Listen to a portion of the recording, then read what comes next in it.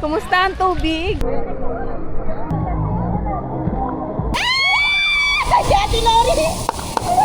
Yun yung cobra.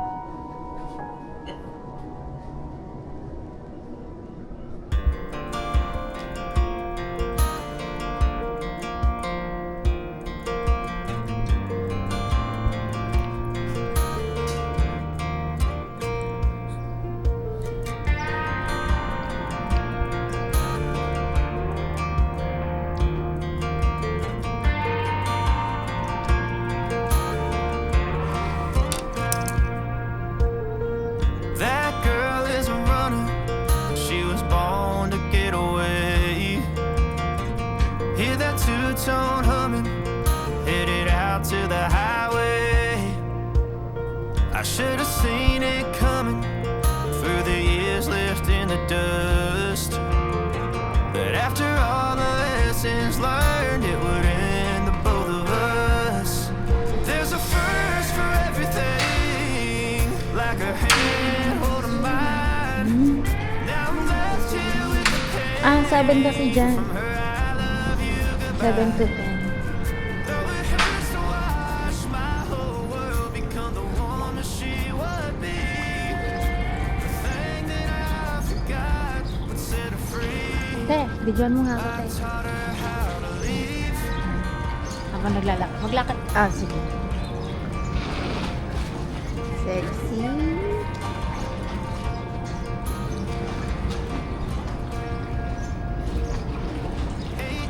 In the summer, man, it feels like yesterday.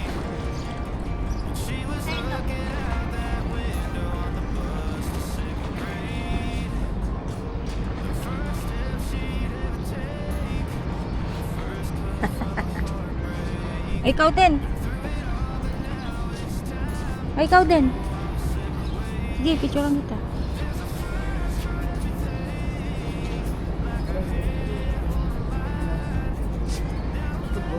Rubin!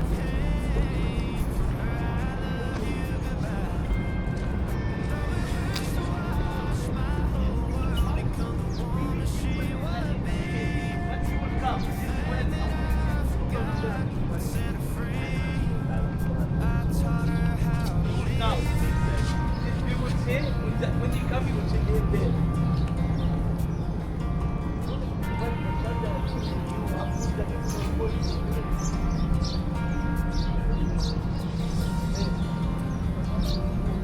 Dito kayo. Mm.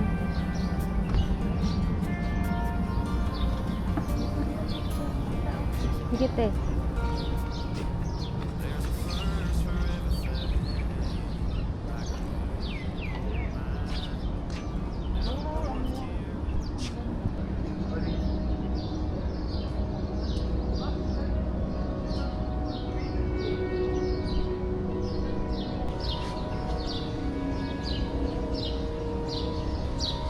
Saan? Yan, dyan? Oo. Dyan yan. Ang ganda dito.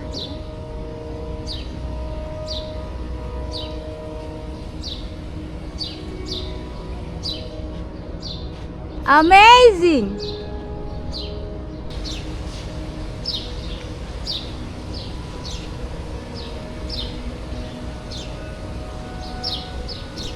Te, alis dyan!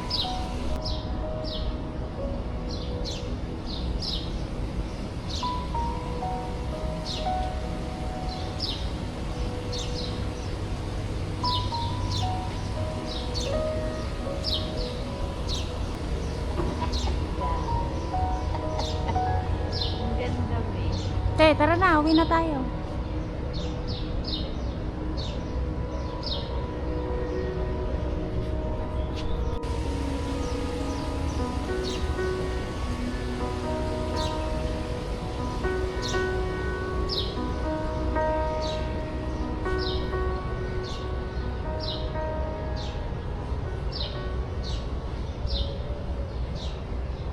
Kailangan ko na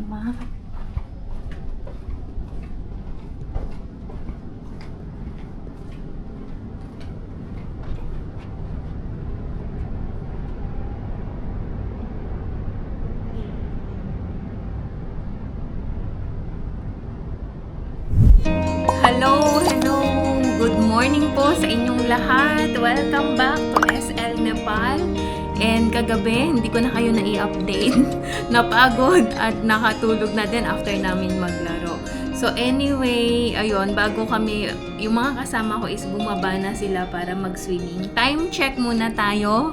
Na-miss nyo ba yung time check ko? Na-miss ko kayo. Grabe. Finally, makakapag-update din ako sa inyo. And again, maraming salamat po sa mga naghintay, sa mga nag-stay, at sa lahat po sa inyo na palaging sumusuporta sa amin on or off, online or offline. Maraming salamat po sa inyong lahat. So time check muna tayo. 9:34 na ng umaga and 11:19 sa Nepal. So today ay Sunday and kahapon maaga kaming dumating.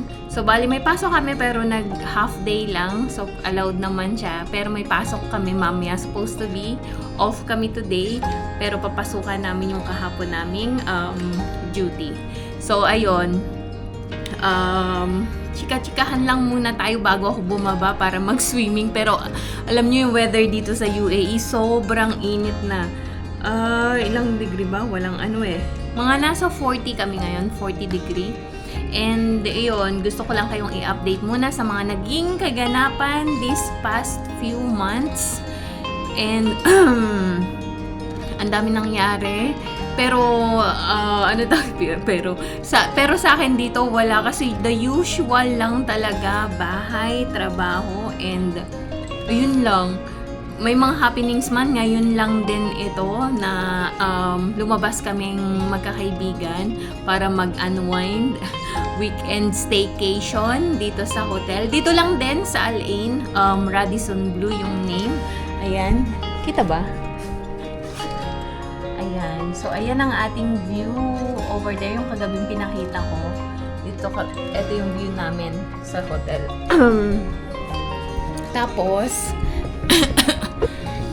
ayan, chikahan na tayo. So, ayun nga, bale, January, nung pumunta ako dito, no? And then, at the same time,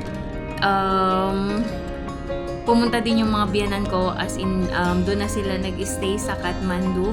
Finally, na pumayag din sila na mag-stay doon. And then, ayun, may mga past clips si Santosh na nag-hospital sila kasi kailangan magpa-check up both ng aking biyanan. And then sa Pinas naman na update kasi okay naman sila mama, usual lang din.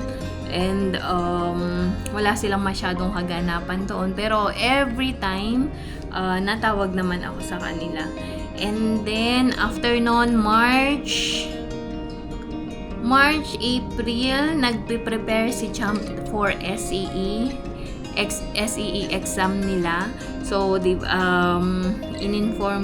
in-update ko kayo about doon din na nag-take siya ng SEE.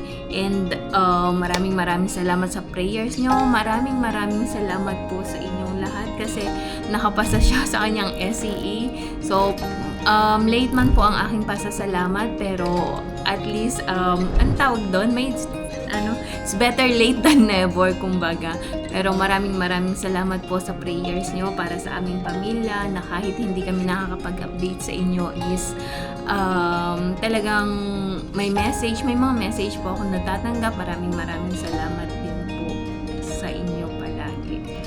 So, ayun nga, nag-SEE siya. So, after nun, usually before yung SEE is matagal ang result, siguro nasa almost 2 months bago lumabas. Pero this time, new government, hindi ko rin pala kayo na-i-update na bago ang Prime Minister. Ngayon ay yung Prime Minister ngayon sa Nepal ay yung dating Kathmandu Mayor na si Balen siya. Kaya mas maganda, kumbaga parang may bright future ang Nepal sa kanyang pamamalakad. So within less than a month nakapag-release sila ng yung education board, nakapag-release sila ng results. So thankfully with flying colors no. Hindi naman po sa pagmamayabang, ayun, at least sabi ko nga kay Champ, hindi nagbe-base dahil sa result or sa grades mo kung ano ka ngayon. Kumbaga, hard work mo yan, determination, kaya i-enjoy mo lang. So, after nun, before pa man lumabas ang kanyang result, ay may 2 months or 3 months, 2 months silang vacation. So, yung 1 month na yon ay ginugol niya para mag-Bible. Nag-join siya sa church namin ng Bible training program. So, titira siya sa church, hindi sa church namin, pero sa another church. Baga, di ba sa amin, Kathmandu?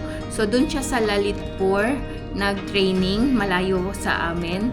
And dun sila tumira for a month. So, in-encourage din namin siya na yung mag-explore ba. So, yung mga hindi niya nararanasan sa bahay, mararanasan niya doon. So, ayun, kasi ang buhay niya for the past 10 years ng kanyang, not 10 years, from the grade 1 or mula nung sinilang siya hanggang ngayon, hanggang nag-class 10 siya, bahay school lang talaga siya. Kasi alam niyo na, ang lapit ng school sa amin. So, walang masyadong kumbaga, walang masyadong ganap ba. Pupunta lang siya pagka may football, lalabas lang siya pagka may mga futsal, yung ganon. As in, bahay school lang talaga siya. So, this time, nag-e-explore na siya. Kaya, ayun, hinahayaan namin siyang mag-decide. So, inaano namin na maging independent siya, yung mga ganun ba. And then, yun nga, for 1 month, hindi siya makakapili ng pagkain, hindi ko ano yung iserve, yun yung kakainin niya. So, which is good thing kasi, at least, yung bang, marami siyang makikilala, yung skills niya ma-enhance, di ba? Hindi ko sure kung nafe-feel nyo yung nafe-feel ko as nanay, pero proud ako sa kanya kasi alam nyo yun, yung napakabait niya na bata, tapos ang niya is, hindi ko ma-explain kung ano yung nararamdaman ko, pero I'm sure nagigets niyo po ako as a nanay na nag-e-explore siya ngayon and may mga kaibigan siyang na-meet. And then after nun, maraming mga kaganapan na hindi na nai-update. So, as in, dito naman, thankfully, tumahimik na, kumbaga, wala na masyadong news tungkol dun sa kaguluhan. And, ayun, so,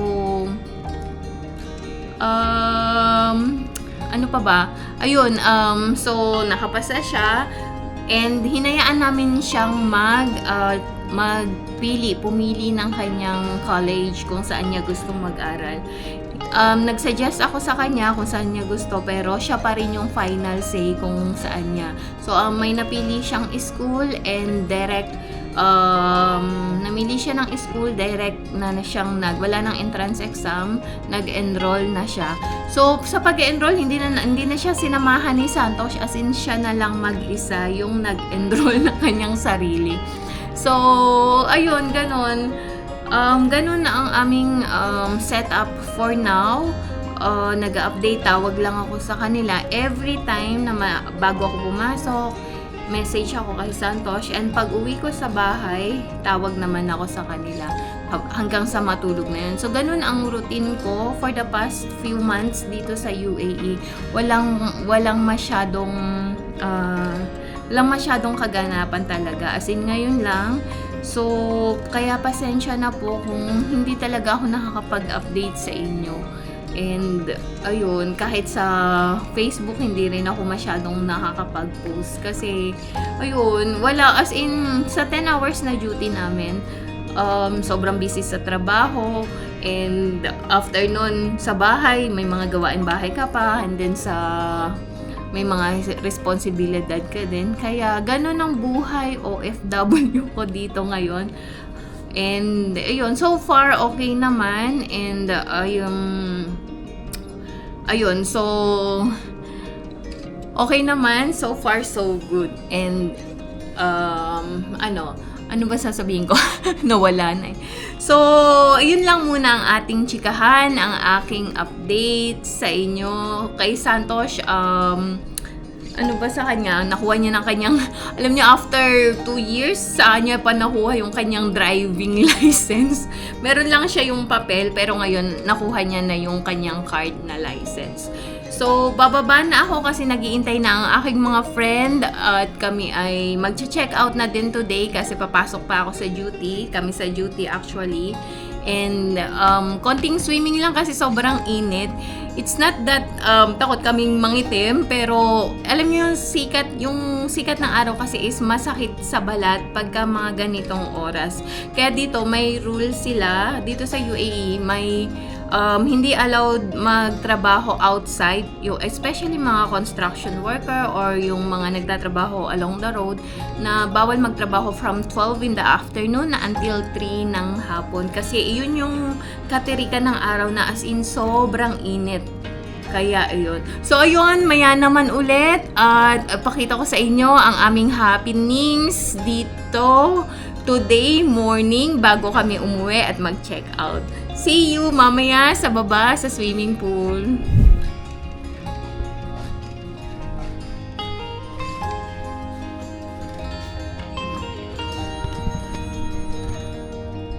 Hintay tayo ng ano.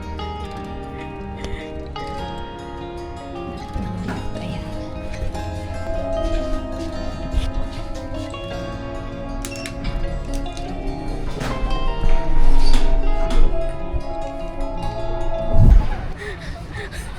Nahanap ko. Ayan, nilibot kayo kanina nung friend ko. So, libot ko din kayo. Ayan na sila. Kumusta ang tubig? Asa si Ivy? Tubig pa din. Tubig pa din. Serena nga! Mainit. Ate Icon, humingi ka nito. Na ano? Doon. Saan? Doon sa baba sa ng towel. Pwede? Sabihin mo nag-CR ka lang pero nakasign ka na. Wag na. Wag na. Di ka, ayaw mo dyan. Videohan ko na lang kayo doon. Ayaw mo. Matatakutin ako.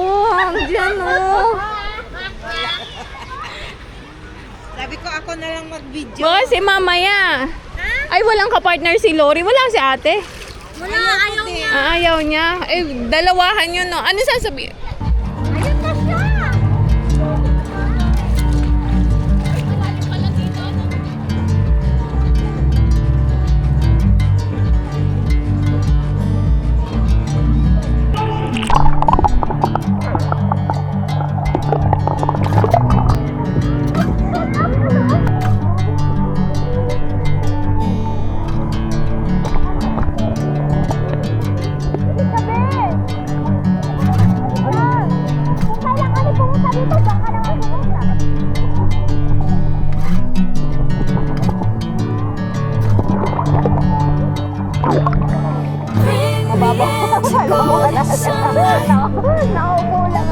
If I'm going with you, I know we'll get to the other side. Sinking in, I know this feels right. Catching a crazy love moving through me like a wildfire, like a wildfire.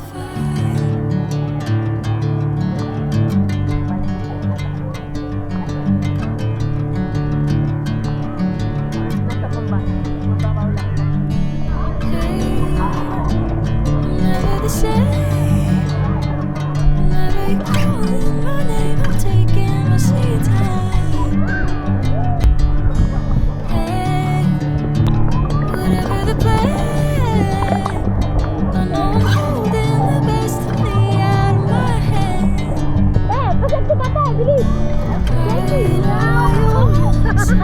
understand. Bring me into golden sunlight. If I'm going with you, I know we'll get to the other side. Sinking in, I know this feels right. Catching a breeze, love moving through me like a wildfire.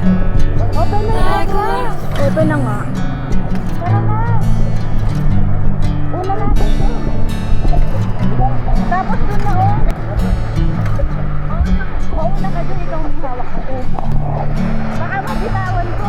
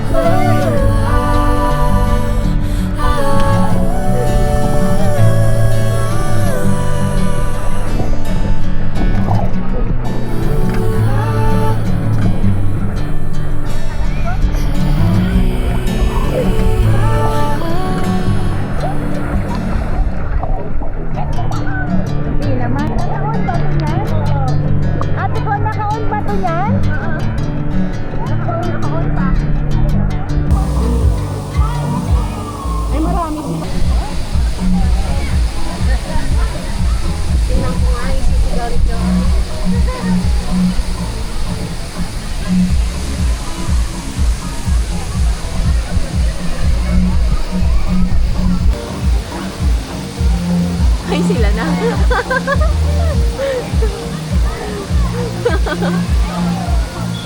Dito tayo. Sigaw ka lang.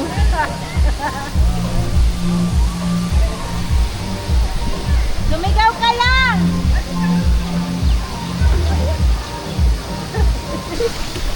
Dun sa kabila. Uy. Saan sa kabila? Yeah. Okay.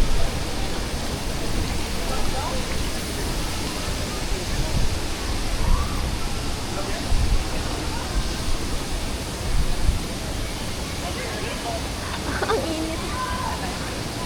Tignan yung original na buhok ko.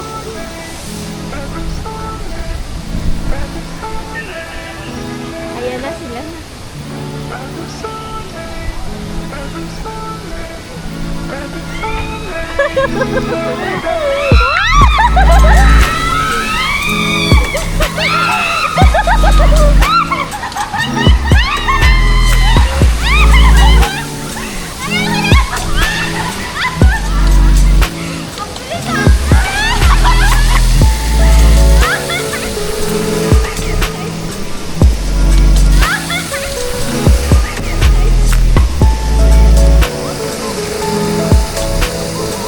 Tapos na! How's the experience? Masarap? Okay.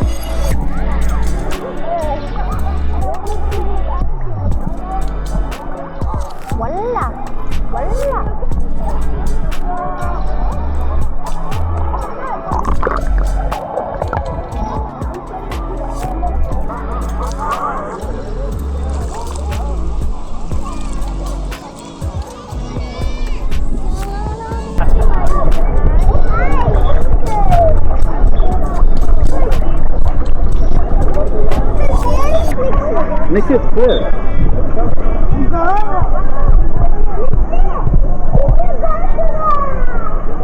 Ayun na, oh. Pa-second na sila. Tara na. Tara na. So, ayan, tapos na kami. 11 o'clock na. Uwian na. Tapos na kami mag-cobra. What an experience. So, ayan, mag-check out na kami dahil magto-12 o'clock na. Tapos na din mag-lunch. Nag-lunch na kami. Umalis na kami kasi, umahon na kami kasi sobrang init na din, oh. Tingnan nyo. Ayan, oh. Yun yung cobra.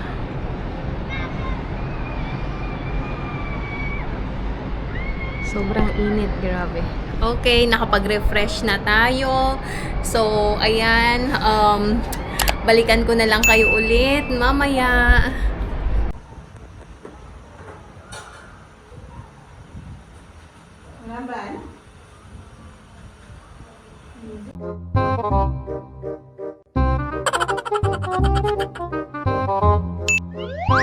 Ginagawa mo!